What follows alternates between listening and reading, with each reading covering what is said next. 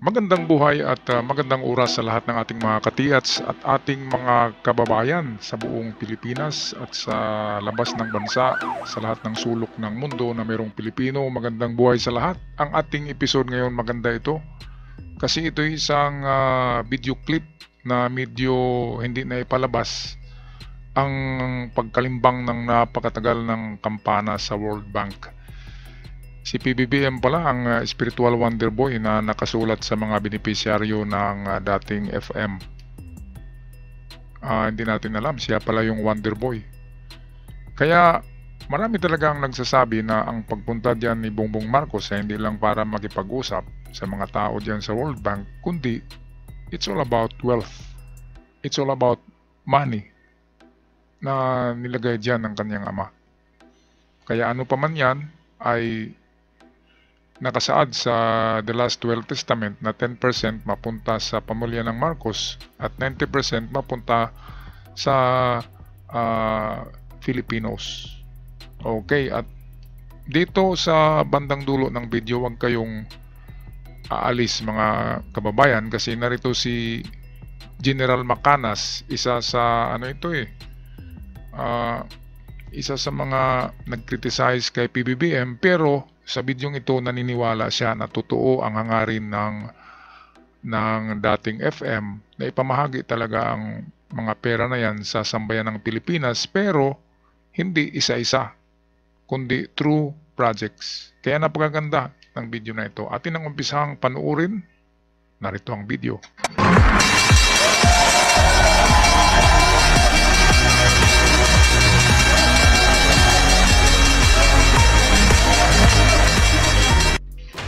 Ang tanong, ano kaya ang ibig sabihin ng pagpunta ni Pangulong Bongbong Marcos sa World Bank? Ito kaya ang hudyat ng paniningil ni Pangulong Bongbong Marcos sa mga interes ng gold reserve na nakadeposito sa World Bank, na banggit ng isang whistleblower ng dating attorney ng World Bank.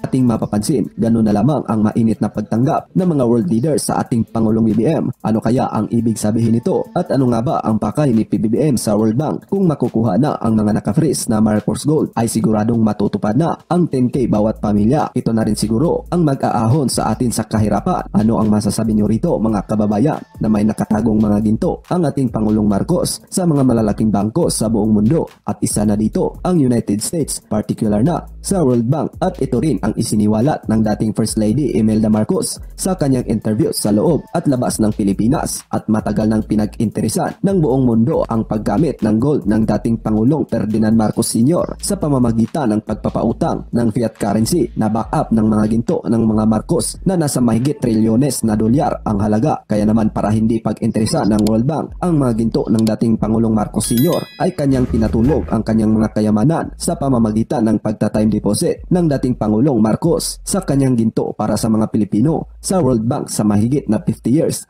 At ito ay expire taong 2000. Kaya naman tumakbo sa pagkapangulo ang dating unang ginang Imelda Romualdez Marcos dahil nais niya sanang ipamahagi ang kayamanang ito sa taong bayan. Ngunit siya ay nabigo dahil siya ay pinipigilan ng mga oligarkiyang kumakalaban sa kanyang pamilya. Ngunit kay buti ng Diyos, dahil ang ating presidente sa kasalukuyan na si President Bongbong Marcos Jr. ang namumuno, at siya rin ang magbubukas ng daan sa mga adhikaing na udlot ng kanyang mga magulang para sa taong bayan. At tila hindi masyadong binalita ng mainstream media ang pangyayari sa ating kasaysayan, at tanging SMNI lang ang nag-scoop nito, ang pagdalaw ng Pangulong BBM sa World Bank para pag-usapan ang mga kayamanang nakalaan para sa mga Pilipino. Sa ulat ng SMNI, nakipagpulong si Pangulong Bongbong Marcos sa World Bank official sa New York. Kuha pa sa litrato ang presensya ng House Senior Deputy Majority Leader at Ilocos Norte Representative Sandro Marcos. Kabilang rin dito ang Special Assistant to the President na si Secretary Antonio Lagdameo, at ang pinakamahalagang kinausap ni PBBM ay ang pinaka-head ng World Bank na si President David Malpass, at hanggang ngayon ay hindi pa naisiwalat ang pinakadetalye ng pinag-uusapan dito. Kabilang din na nandito ay si Prime Minister Tony Blair, ang Prime Minister na pinakamakapangyarihan na bansa ng Europa, ang United Kingdom. All of that, all the mines, all the banks of the world, 170 banks of the world, and I have the bill of lading. And these are all U.S. government exhibits. We are sitting on gold. Na yung meeting with World Bank na ating presidente, yun na, hudyat na na makukuha na ang Marcos Gold. Okay. So, magbigay ako ng reaksyon nito. Nasa inyo na kung alin ang paniwala nyo kasi mayroong sikat na vlogger dyan na yun ang kanyang emphasis na umanda na dahil nakipag-meeting na si PBBM sa World Bank, makukuha na. Okay. So, ito ang aking reaksyon. I trust on the sincerity of the Marcos family tungkol sa kanilang hangarin na tumulong sa mga Pilipino. At ako, naniniwala na mayroong Marcos wealth, Marcos gold deposited in so many banks around the world. Naniniwala ko na bago pa nagpresidente ang ating Pangulong Marcos Sr., mayaman na sila. They have plenty of gold. At yan, nakadeposit ko. Natapos na yung 50 years na kailangan sa batas para yung mga gold na yon pwede nang maangkin ng Pilipinas. Kasi yung mga gold na yon galing sa Yamashita Fortune o Yamashita Gold. Pag may-ari ito ng mga iba't ibang bansa na nasakop ng Japan noong World War II at nadala dito sa Pilipinas at dito sila natalo. At yung mga Yamashita treasure na yon, marami dyan nakuha ng Pangulong Marcos. Hindi pa siya Pangulo noon, nakakuha na siya. Kaya lang, nung nagka-Pangulo na siya, umupo na siyang Pangulo, lalong nadagdagan. Tama. At yun, na-ideposito niya sa mga bangko. At kailangan sa batas, 50 years muna. Kasi kung wala pang 50 years, yung mga gold na yon o kayamanan, pwedeng bawiin ng nagme-may-aring bansa kung saan nakuha ito ng mga Hapon. Tapos na yung 50 years. So yun, pag may-ari na ng Pilipinas. Tama. Ang ginawa kasi ni Marcos noon ay binigyan niya mismo para fair, ay binigyan niya ng 50 years claim. 50 years. At within 50 years, kung merong mag-contest na sa kanila yung gold, ay ibigay niya kung merong eksaktong ebidensya. I-contest nga kasi genius si FM. Yun lang ang number 1 na pumasa. Pinakamataas na score sa bar exam. Sa law ay si FM ang number 1 dyan. Hanggang yata sa ngayon ay siya pa rin yung pinakamataas na score, kaya genius nga. Ang ginawa niya ay ganun. Paano i-claim yung ginto? Yung itsura ng ginto ay naiba na. Ang istorya niyang central bank na yan, Bangko Sentral ng Pilipinas, si Marcos mismo ang nagpatayo niyan, ang nagpagawa. Ang primary purpose is gold smelting. Diyan tinutunaw yung 400 metric tons. 400,000 metric tons. 400,000 na, hindi 400. Tinunaw diyan lahat at ginawang 99.9 finest gold na mayroong tatak na Central Bank of the Philippines. Kaya ang mga serial number ay nabura na kasi tinunaw ang mga gold bars ng World War II at ginawang Philippine gold bars. At hindi na talaga yan mahalata pa. Nasa kanila. Paano i-claim yan ng ibang bansa? Kaya hindi nga nila mag-claim. Paano mapatunayan yan? May serial number, Philippines. May tatak, Central Bank of the Philippines, Philippine Gold. Kaya napakagaling ni Marcos. Kahit na nagbigay siya ng 50 years para i-claim kung sino man ang gustong mag-claim ng kanilang mga ginto na napasama sa Yamashita Treasures, ay ganun pa rin walang magawa. Kaya nandyan, tumutubo talaga yan, yung mga ginto na yan. Pero marami na diyan ang naibinta. Mismo ni FM noon, nagbenta na sila noon ng tuni-tuniladang ginto noon pa man, at na-convert na yung pera sa talagang yung ginto na-convert na into itong circulating currency. Pero ang karamihan ng kita doon ay naka-invest pa rin. So ang ginto ay, karamihan sa ginto ay na-convert into currency na ginagamit kung dolyar man. Pero naka-invest pa rin yan, may tubo pa rin. Kaya itong pagbisita ni Bongbong Marcos, wala talagang maniniwala na bisita lang yon. Kasi bakit naghanda ang World Bank? Lahat doon nakatayo, pumalakpak, kumakalimbang ang kampana, ang tagal-tagal. Di ba parang may dumating na na may-ari ng bangko. Ganon, kanina yung nakita nyo sa first part of this video. Ito si General Macanas, isa ito sa bumabatikos kay PBBM. Pero sa kwento nitong Gold for Humanity, ay neutral siya dito. Kung ano man ang totoo, yun lang ang sinasabi niya. Naniniwala naman ako sa sinabi niya kasi mas matanda to sa akin at mas may alam siya tungkol kay FM. Okay, patuloy na natin tapusin ang bidyong ito at wag muna umalis, marami pang i-reveal si The General dito sa kanyang video. At naniniwala ko doon sa last will and testament ng Pangulong Marcos na yung kayamanang iyon ay hindi para sa kanya o sa kanyang pamilya. Kaunti lang ang mapunta sa kanya, ang majority sa kayamanan papunta sa Pilipino and the rest of humanity. Naniniwala ako doon, I don't know sa inyo. So ngayon, nung hindi pa nakabalik ang mga Marcoses, ilang beses nag-attempt ang First Lady Imelda na umupo ulit sa gobyerno. Una, nagkandidato siya noong 1992. Hindi naman siya natuloy, nag-withdraw ata last minute o basta natalo.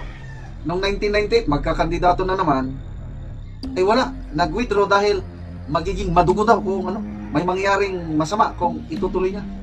And then mayroon yung Senate hearing, I don't know sinong presidente na noon, na nagpapatulong ang First Lady Imelda sa panahon ni Era pala sa gobyerno ng Pilipinas para makuha yung Marcos wealth na yun, walang tumulong.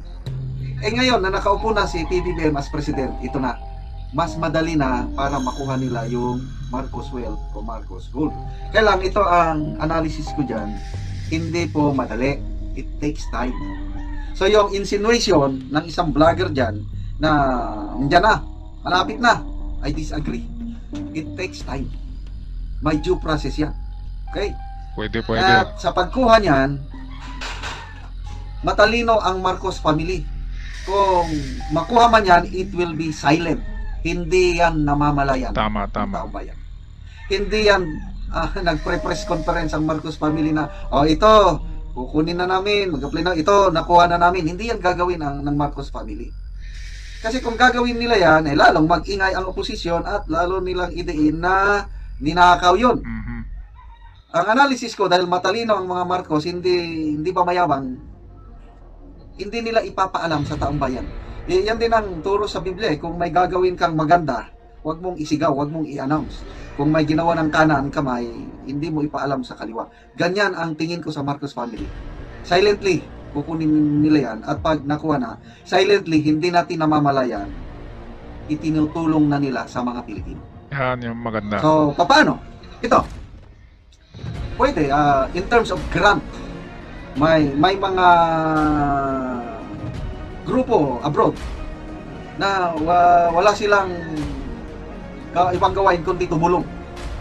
So pwede makipag-tie up ang Marcos family doon using itong mga NGOs ba sa abroad, then magbibigay ng grant dito sa Pilipinas. Tatanggapin ng Pilipinas grant, libre yun. Hindi yan utang. Grant at itutulong sa taong bayan. Pwede. So silent. Pwede. Hindi yan malalaman. Okay, through foundation. Foundation, Ayan, pwede yan. It does not appear na galing sa mga Marcos, bagsak na lang yung foundation na yon. At yung foundation na yon, yun na ang pagsasagawa ng mga proyekto na tumutulong sa mga mahirap. Kaya lang, again, hindi iatat sa pangalan ng Marcos. Tama. Another one, pwede rin na ang mga Marcos family makitay up sa mga foreign investors, mga negosyante, mag-invest sa Pilipinas ng iba't ibang larangan. Ayan. Tourism ba, agriculture ba? Nakuha mo, General, nakuha mo yung iniisip ko. Kasi ngayon ay mag-invest na si Elon Musk. Ang pinakamayaman na tao ngayon sa mundo ay si Elon Musk na. At mag-invest ngayong susunod na taon dito sa Pilipinas.